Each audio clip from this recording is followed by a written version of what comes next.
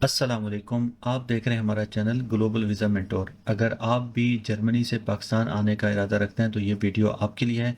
इस वीडियो में हम आपको बताएंगे कि आपको जर्मनी से कौन से वीज़ा कैटेगरी में अप्लाई करना चाहिए, कौन कौन से डॉक्यूमेंट्स आपको चाहिए और वो कौन सी गलतियां जिनसे बचते हुए आप ये वीज़ा हासिल कर सकते हैं। तो सबसे पहले आपने किसी भी ब्राउज़र में जाकर लिखना है पाकिस्तान ई वीज़ा लॉगिन। तो जो सबसे पहले भी लिंक आए तो आपने इसको क्लिक कर देना है। जो सबसे पहले भी लिंक आएगा आपने इसको ओपन करना है। ये लिंक जो है डिस्क्रिप्शन में भी पिन कर दिया गया है, कमेंट में भी आपको मिल जाएगा। तो सबसे पहले मैं आपको अपने चैनल के बारे में बताता जाऊँ कि मेरा चैनल है ग्लोबल वीज़ा मेंटोर। इसके ऊपर आपको दुनिया भर के वीज़ाज़ कैसे प्रोसेस होते हैं, इनके फॉर्म कैसे फिल किए जाते हैं, ये आपको सब इस चैनल पर बताया जाएगा। तो आप मेरे इस चैनल को ज़रूर सब्सक्राइब करें। फेसबुक, टिकटॉक वगैरह पर भी ये चैनल मौजूद है, आप वहाँ से जाके भी इसको फॉलो कर सकते हैं। खैर, हम बढ़ते हैं अपने टॉपिक की तरफ। तो आपने सबसे पहले, अगर आपका अकाउंट नहीं बना तो आपने अपना अकाउंट बना लेना है, फिर ईमेल और पासवर्ड और सिक्योरिटी कैप्चा देके इसको लॉगिन कर लेना है। ये गूगल अथेंटिकेटर ऐप आपने प्ले स्टोर से इंस्टॉल कर लेनी है। ये आपसे आपकी ईमेल से एक कोड जनरेट करता है। ये कोड आपने गूगल अथेंटिकेटर ऐप से जनरेट करके वेरीफाई पर क्लिक कर देना। जैसे आप वेरीफाई करेंगे तो टर्म्स एंड कंडीशन का पेज आ जाएगा, आपने इसको एक्सेप्ट एंड कंटिन्यू करना है।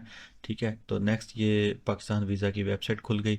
तो यहाँ पर आप देखें जो आपके अकाउंट से वीज़ा अब तक अप्लाई हो चुके हैं उनकी डिटेल आ रही है। अल्हम्दुलिल्लाह हमारी टीम ने अब तक 46 पाकिस्तान के वीज़ा जो हैं वो ग्रांट करवाए हैं। कुछ वीज़ाज़ रिजेक्ट भी हुए हैं, कुछ इन प्रोसेस में हैं। तो ये सारी डिटेल यहाँ पर आ रही होती है। यहाँ पर आपने ट्रैकिंग आईडी डालकर उसको देख लेना है।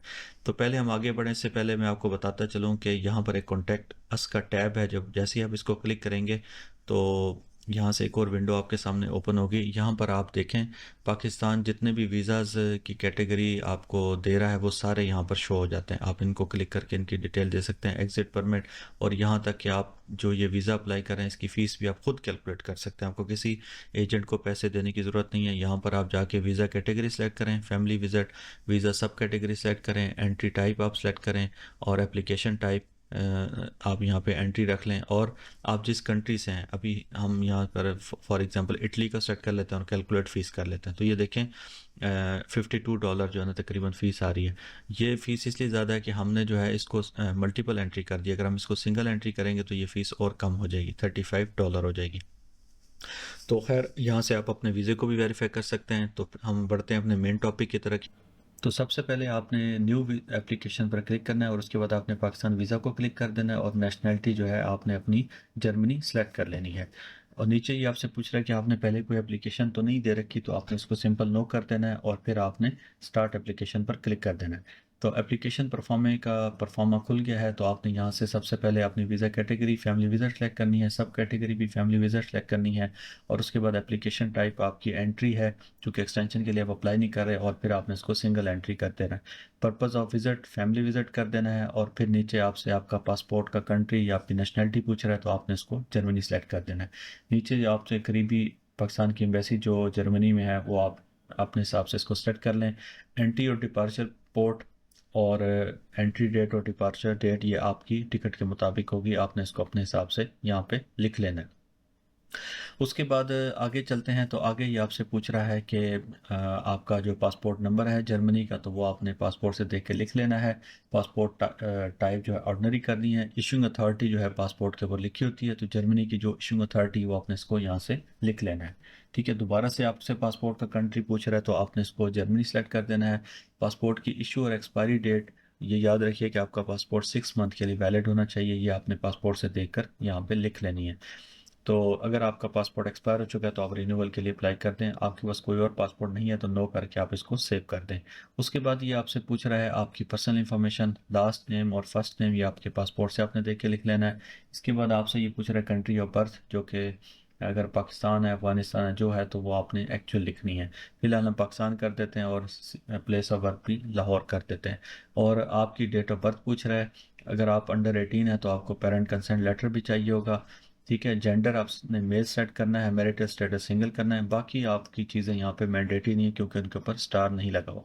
आपने सिंपल अपना ईमेल एड्रेस लिखना है और जर्मनी का जो है कॉन्टैक्ट नंबर यहाँ पे लिखना है। इसके अलावा और कोई इन्फॉर्मेशन आपने नहीं लिखनी। और नीचे आपसे कोई और नेशनैलिटी अगर आप रखते हैं तो वो लिखें, वरना इसको सेव कर दें।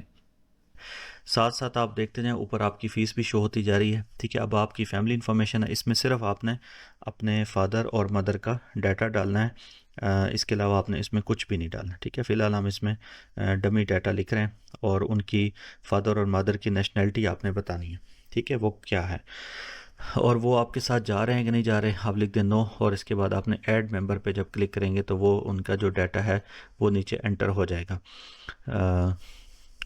ठीक है। इसी तरह आप अपने फादर और मदर का दोनों का डाटा आपने यहाँ पे डालना है। पहले मदर का हो गया, अब ये फादर का हो गया। इसमें सिर्फ आपने उनकी नेशनैलिटी में इस पर फोकस करना है। इसके बाद आप बताएं कि आप जॉब वगैरह करते हैं, वो लिखना है, अदरवाइज़ आप इसको नो करके सेव कर लें। यहाँ पर वो आपसे पूछ रहा है कि आपकी कोई प्रीवियस पाकिस्तान की हिस्ट्री है, अदरवाइज़ ये सारे बॉक्सेस नो करके आप इसको सेव कर लें। आज़ाद जम्मू कश्मीर में आपका विज़िट है तो आप यस करें, वरना नो कर दें। आप पाकिस्तान में कहाँ रहेंगे, होटल में रहेंगे या किसी बंदे के पास जाएंगे या रिश्तेदार के पास जाएंगे, उसका आपने नेशनल आईडी कार्ड का नंबर यहाँ पे लिखना है, ठीक है। और ये तकरीबन सबका यही होता है। अगर वो पाकिस्तानी स्पॉन्सर हैं तो आप उनका आईडी कार्ड भी साथ लगाएं, ठीक है, और स्टाम्प पेपर भी उनसे ले लें, ये बहुत फ़ायदेमंद होगा।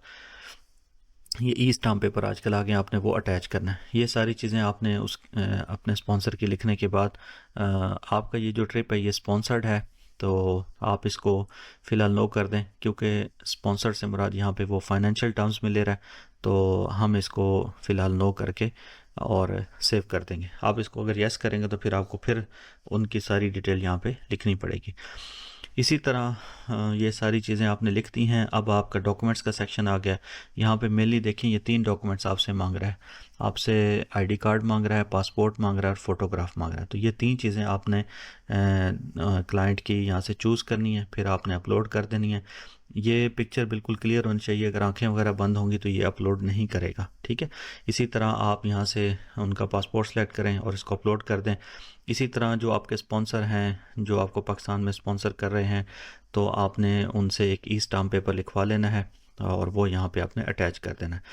क्लाइंट का आईडी कार्ड भी लगेगा, क्लाइंट का पासपोर्ट भी लगेगा, उसकी पिक्चर भी लगेगी, ठीक है। ये सारी चीज़ें आपने यहाँ से अपलोड कर देनी है। ये मैंने इटली का डमी जो है ना रेजिडेंस कार्ड भी लगा दिया, पाकिस्तानी स्पॉन्सर का आईडी कार्ड भी लगा दिया है, ठीक है। ये सारी चीज़ें लगाने के बाद ये देखें ये स्टाम्प पेपर भी लगा दिया, एक डमी स्टाम्प पेपर लगा दिया। ये सारी चीज़ें आपने सेव कर लेनी है। उसके बाद ये रिव्यू का पेज आपके सामने आ गया। इसको आपने अच्छी तरह इस डाटा को रिव्यू कर लेना है। अगर आप इसमें कुछ चीज़ ऐड करना चाहते हैं या माइनस करना चाहते हैं तो वो आप कर सकते हैं एडिट में जाकर।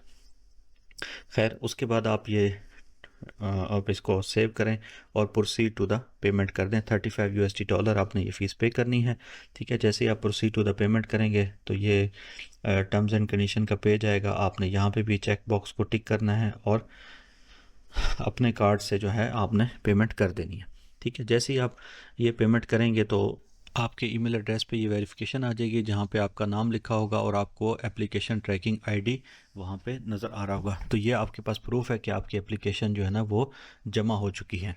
तो ये आपने अपने पास संभाल के रखनी है और आप इससे अपनी एप्लीकेशन को ट्रैक भी कर सकते हैं।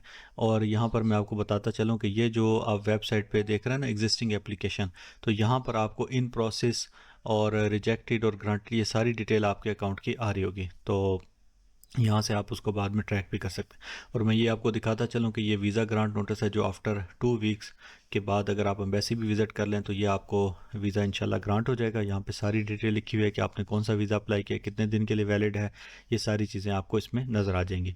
ऐसी ही इन्फॉर्मेटिव वीडियोज़ के लिए हमारे चैनल को सब्सक्राइब करें और आपकी कोई क्यूरी हो तो आप हमें मैसेज कर दें। जज़ाकल्लाहु खैरा।